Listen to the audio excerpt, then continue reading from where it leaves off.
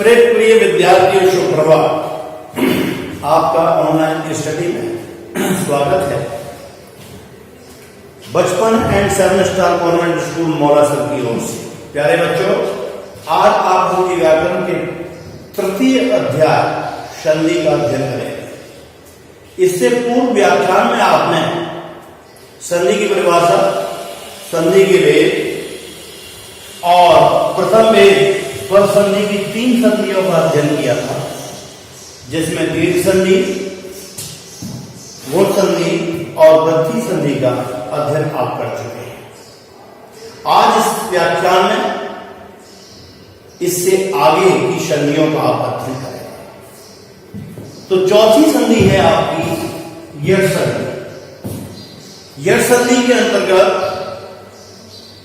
ये देखिए कि यदि ई ऊ री से परे विजातीय अर्थात असमान कोई स्वर आए तो ई का या ऊ का वा, री का रा हो जाता है। संस्कृत के अनुसार यड़ का मतलब है यबरल। यबरल होता है, यही यड़ कहलाता है। लेकिन इसमें हिंदी में री के उदाहरण नहीं बनते, इसलिए इसमें री नहीं रखा गया, री तक की ही ली। तो प्यारे बच्चों, यदि ई ऊ री के बाद असमान पर आए तो ई का या ऊ का वा, री का रा हो जाता है। समझ में आ गया? अब इसके उदाहरण देखिए, जैसे इति धन आदि, ती में ई है अंतिम वर्ण और ई के बाद असमान स्वर आ रहा है, ई का या हो गया इत्यादि। असमान आना इसलिए जरूरी है, अगर ई के बाद में ई ही आ जाती तो दोनों समान स्वर होने के कारण दोनों मिलकर के दीर्घ हो जाते हैं, इसलिए असमान होना जरूरी है संधि के लिए। यद्यपि ई का या, यद्यपि, निधन अन, ई का या न्यून, अत्यधिक आवश्यक, ई का या अत्यावश्यक, प्रतिदर उपकार, ई का या संयोग कीजिए प्रत्युपकार, प्रतिदर एक, ई का या प्रत्यय।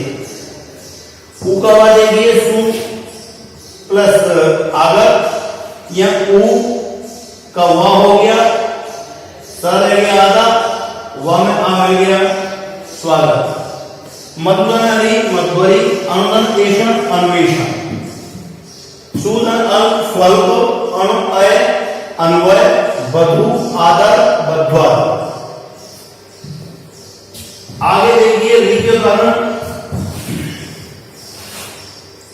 ये पितृ है, धन आज्ञा, त्रि में री है, री स्वर है, री का रा हो जाएगा, ता और रा और आ तीनों मिलकर त्रा बन जाएगा, पित्राज्ञा।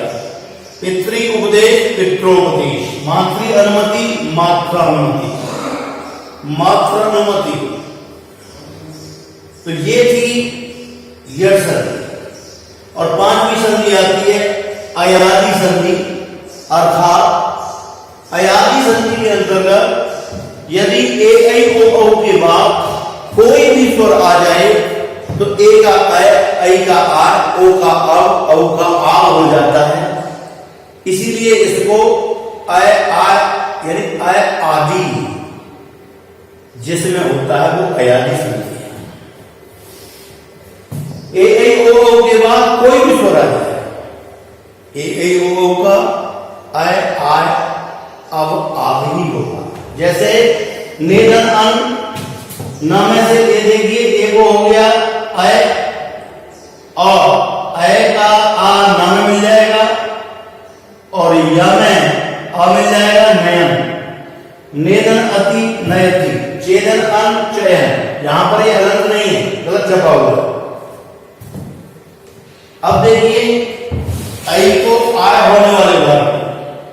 प्यारे बच्चों, नई धन अका, न में ऐ है, ऐ को आय हो गया, नायका गई, धन अका गायका, सही धन अका सायका, गई धन अका दायका। इन सभी उदाहरणों के अंदर ऐ को आय हुआ है। ओ को अब के उदाहरण देखिए। पोधन अन, प में ओ है, ओ को हो गया अब, और अब का जो आ है वो पा में मिल जाएगा, ये अन का आ वा में मिल जाएगा, पवन। भोधन अन, ओ को अब हो जाएगा भवन।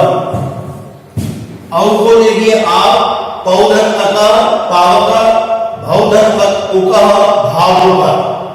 औ का आ हो गया, आ पा में मिल गया, और व में आ मिल गया, पावक। इस तरीके से नौधन इका नाविका। इसके बाद में बच्चों इस स्वर संधि समाप्त हुई आपकी, क्योंकि आपके पाठ्यक्रम में केवल स्वर संधि के 5 ही भेद दे रखे हैं। अब हम बात करते हैं व्यंजन संधि। व्यंजन संधि के अंतर्गत सबसे पहले आप ये समझिए कि यदि व्यंजन धन व्यंजन बराबर व्यंजन संधि, व्यंजन धन स्वर तो भी बराबर व्यंजन संधि, ये दो चीजें याद रखें। पाठ्य पुस्तक में आपके स्टैंडर्ड पर ये परिभाषा दे रखी है कि यदि व्यंजन से परे कोई व्यंजन हो तो उनमें जो विकार उत्पन्न होता है उसे व्यंजन संधि कहते हैं। लेकिन यहां जब देखोगे कि जगत तनी की यहां व्यंजन है लेकिन यहां तो स्वर है, तो इसको क्यों रख दिया? उसके लिए आप समझ लीजिए व्यंजन धन व्यंजन बराबर व्यंजन संधि, और व्यंजन धन स्वर बराबर भी व्यंजन संधि। उदाहरण देखिए, जगत धनी ता व्यंजन है, और स्वर आ गया ता, तीसरे वर्ण में गया जगदीश। जगत धननाथ, यहां भी व्यंजन यहां भी व्यंजन है, ता जो अपने पंचम वर्ण में चला गया जगन्नाथ, ये व्यंजन संधि के उदाहरण है। आगे देखिए अब नियम। यहां पर पहला नियम देखिए कि यदि त से परे, त के बाद च ज ट ड ल हो तो त दूसरे पद का पहला अक्षर हो जाता है। अर्थात दूसरे पद का मतलब है दूसरे शब्द का पहला अक्षर, उसका पहला, उसके वर्ग का पहला अक्षर हो जाता है। उदाहरण के लिए उत है और चारण है, यानी कि त के बाद च वर्ग का अक्षर आ रहा है, तो च वर्ग का पहला अक्षर चाहिए, तो ये ता भी चार बन गया उच्चार। उत है ज्वल है, यहां देखिए ता, और यहां देखिए ज्वल चावल का है, तो ये इसी में बदल गया ज में, उज्ज्वल हो गया। तत है टीका, ता है यहां चावल के प्रथम अक्षर में ता बदल जाएगा तट्टी का।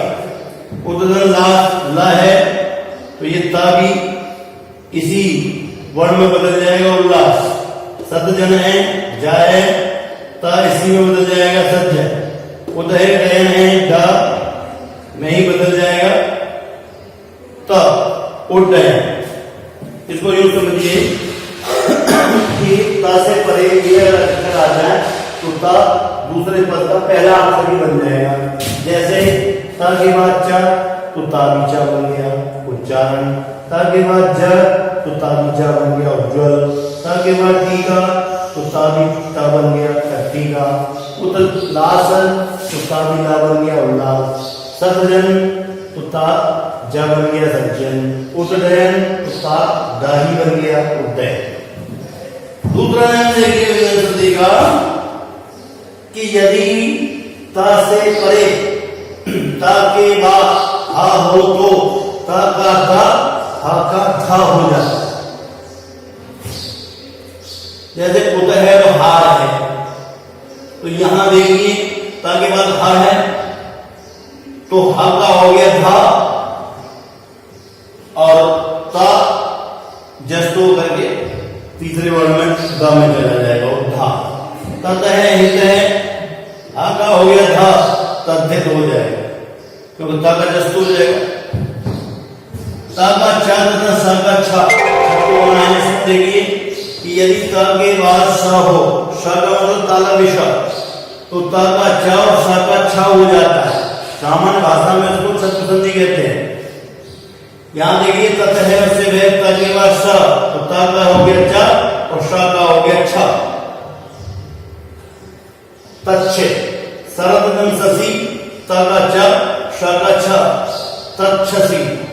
उद्दंड शिष्ट, त का च, श का छ, उच्छिष्ट। ऐसे ही उद्दंड श्रृंखल, उच्छ श्रृंखल। सतदंड सात, सच्छ सात। उद्दंड श्वास, उच्छ्वास। इसके बाद में च का आगम, यदि किसी स्वर से परे, किसी स्वर के बाद छ आ जाए, किसी भी स्वर के बाद छ आ जाए, तो छ से पहले स्वर रहित च आ जाता है।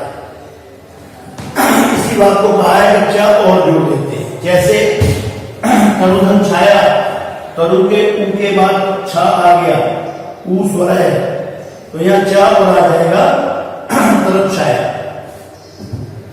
प्यारे बच्चों, वी धन छेद है, ई के बाद च का आगम हो गया विच्छेद।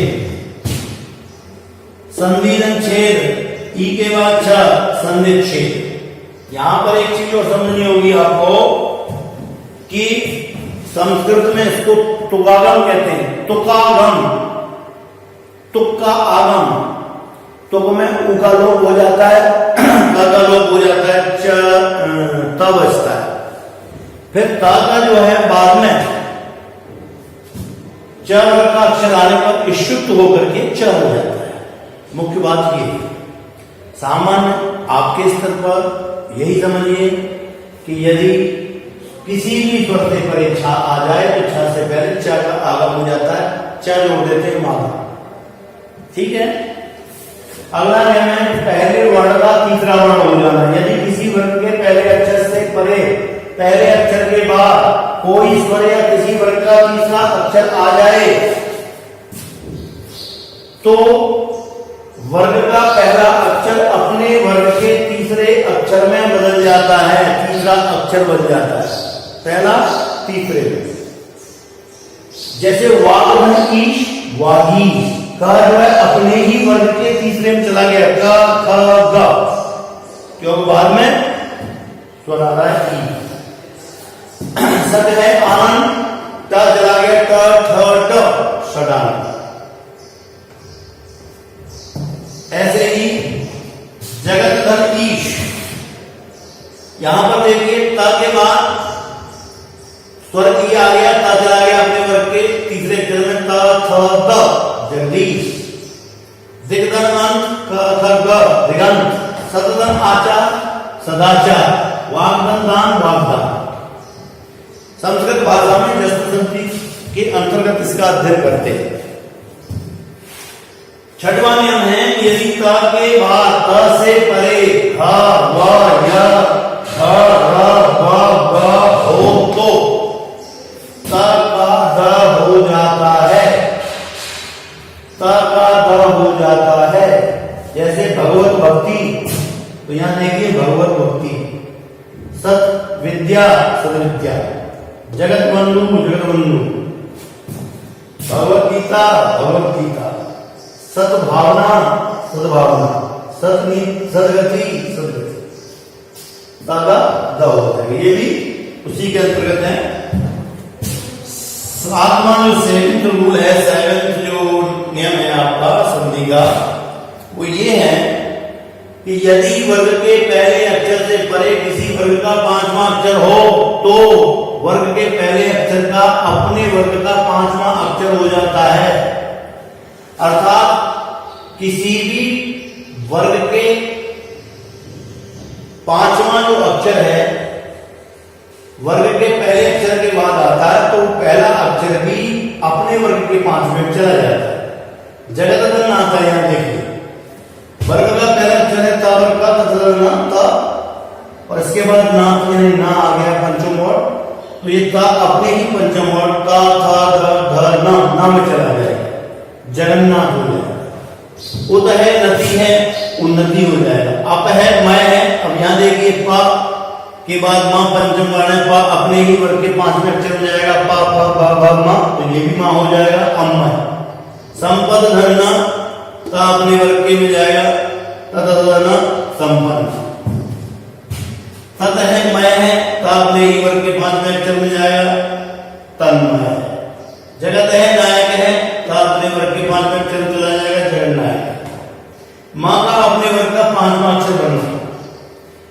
यहां पर देखिए कि यदि मां से परे यानी मां के बाद किसी वर्ग का पहला या तीसरा अक्षर हो तो मां का उस पहले अक्षर के वर्ग का पांचवां अक्षर हो जाता है।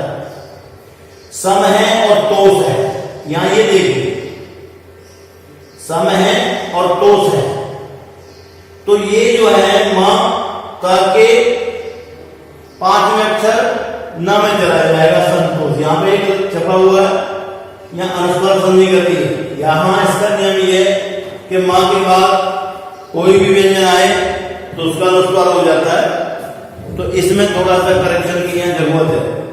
संपूर्ण है संपूर्ण, सम गति है समगति।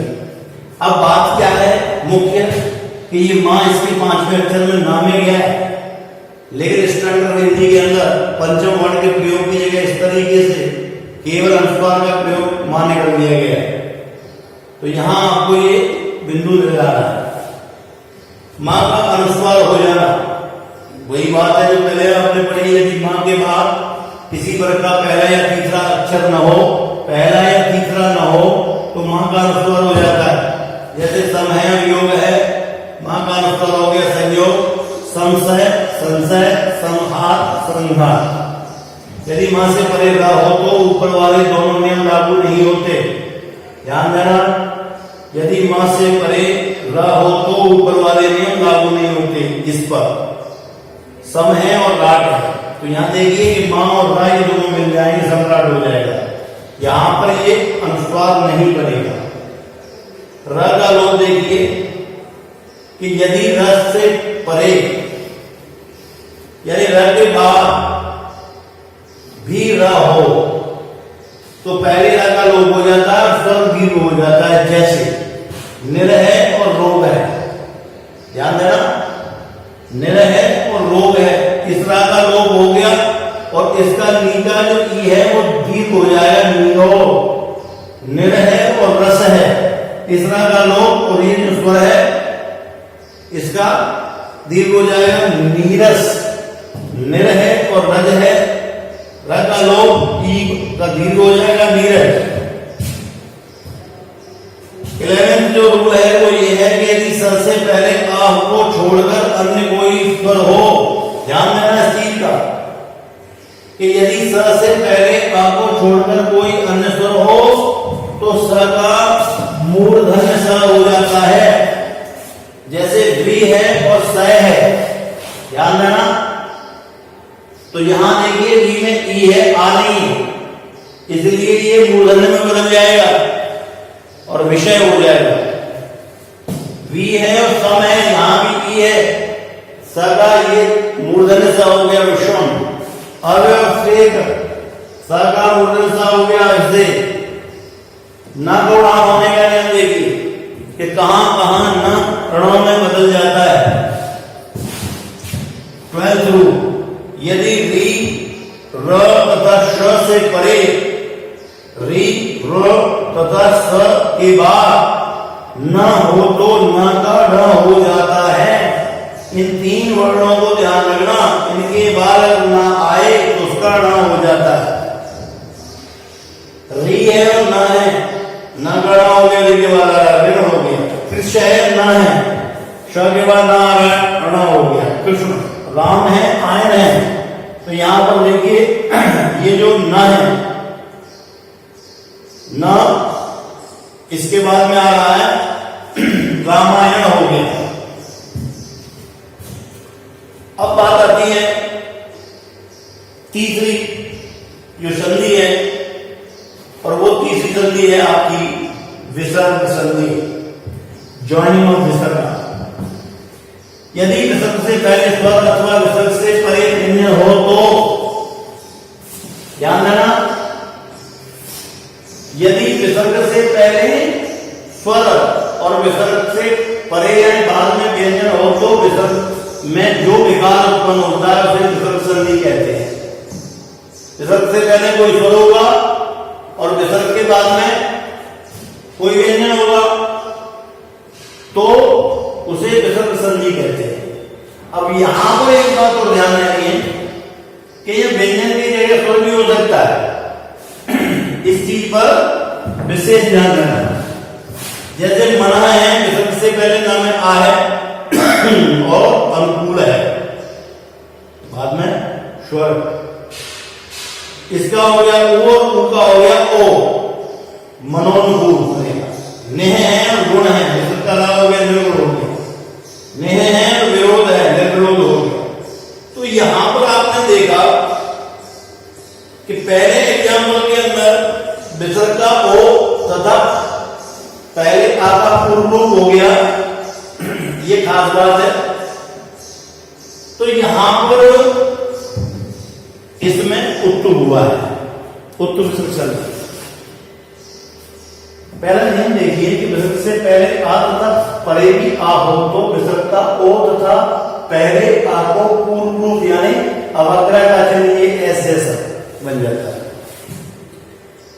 होता क्या है कि जब विसर्ग का पहले ऊ होता है और पूर्व का आ और ऊ मिलकर गुण होकर के ओ होता है। अब उसके बाद फिर आ रहा है तो ए और ओ के बाद में जब अ आता है तो उसका पूर्व रूप हो जाता है और वो आ अपने पूर्व स्वर में मिल जाता है और उसके स्थान पर मात्र एक क्षण के अवग्रह चिन्ह लगा दिया जाता है। ऐसा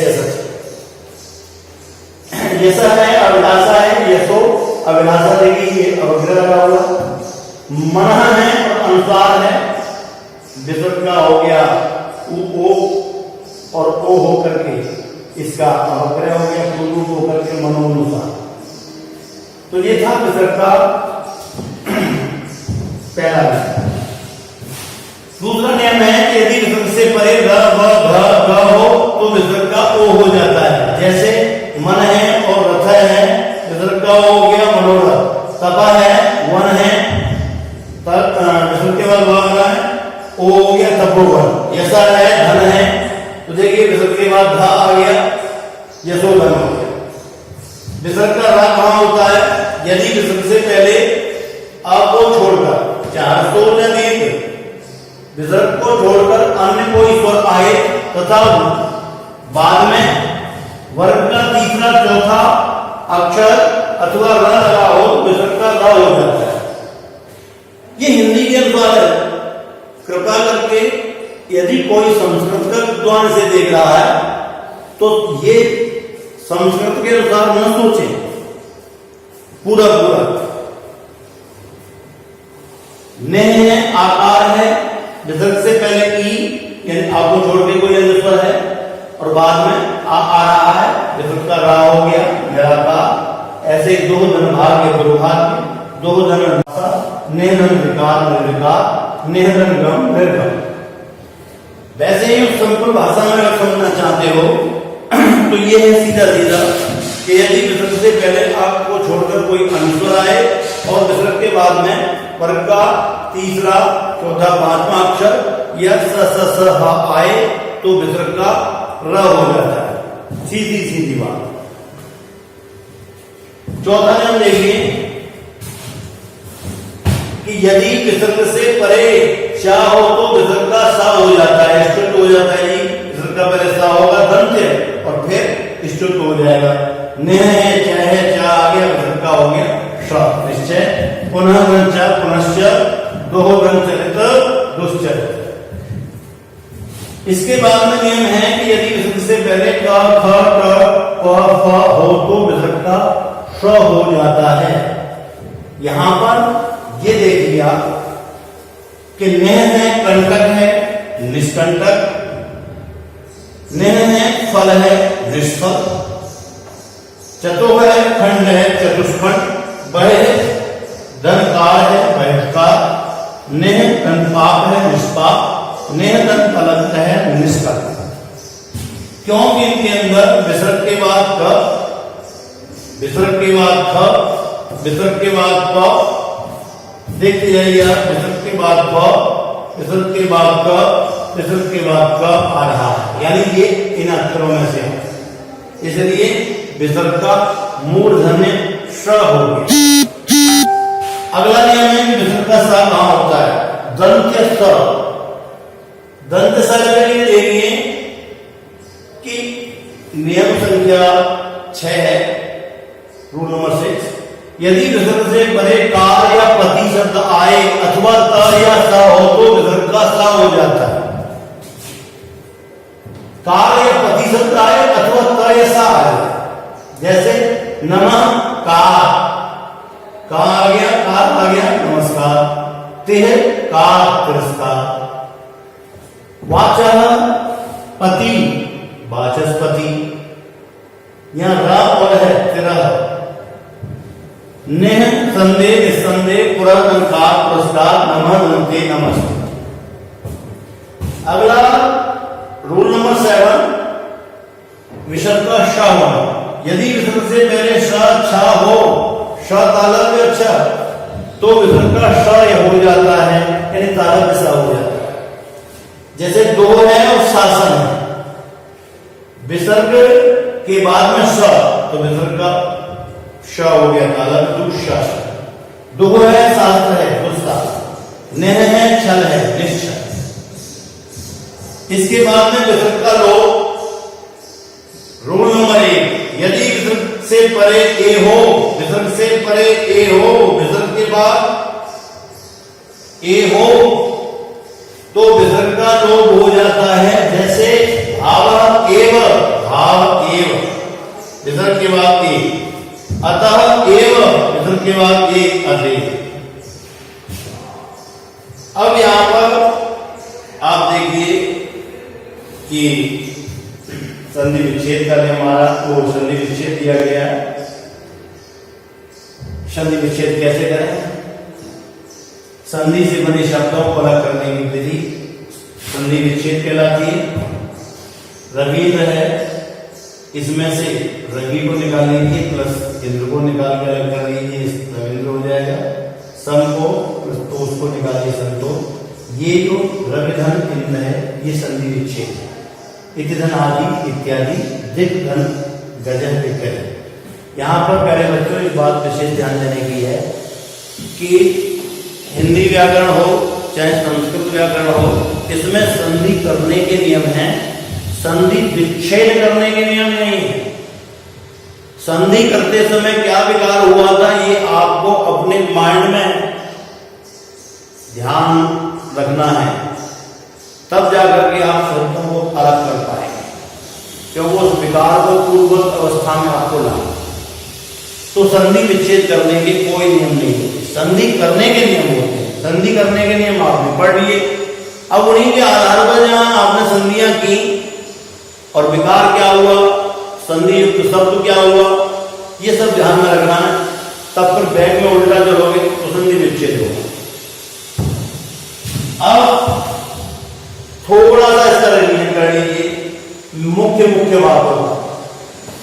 पहली बात ये आती है कि संधि किसे कहते हैं। तो प्यारे बच्चों, निकटवर्ती वर्णों के पारस्परिक मेल से जो विकार या परिवर्तन उत्पन्न होता है उसे संधि कहते हैं। या ये कह लीजिए कि वर्णों का जब मेल होता है उससे जो उत्पन्न विकार होता है या उनमें जो परिवर्तन होता है उसे संधि कहते हैं। संधि के 3 भेद हैं, स्वर संधि, व्यंजन संधि और विसर्ग संधि। दो स्वरों के मेल को स्वर संधि कहते हैं। व्यंजन तथा स्वर का और व्यंजन तथा व्यंजन का मेल होने से जो परिवर्तन होता है उसे व्यंजन संधि कहते हैं। व्यंजन प्लस स्वर व्यंजन संधि, व्यंजन धन व्यंजन बराबर व्यंजन संधि। विसर्ग के बाद स्वर या व्यंजन आने पर विसर्ग में जो परिवर्तन होता है उसे विसर्ग संधि कहते हैं। संधि के मेल से बने शब्द को अलग करना, संधि के मेल से जो शब्द बना है उसको फिर से अलग करना संधि विच्छेद कहलाता है। तो प्यारे बच्चों, आज के लिए इतना ही। अगले व्याख्यान में आपको इसी चैप्टर के इसी अध्याय के क्वेश्चन एंड आंसर्स दिए जाएंगे और कराए जाएंगे, और कुछ क्वेश्चंस आपको होम असाइनमेंट यानी गृह कार्य में दिए जाएंगे। आज के लिए बस इतना ही। आपका दिन शुभ हो।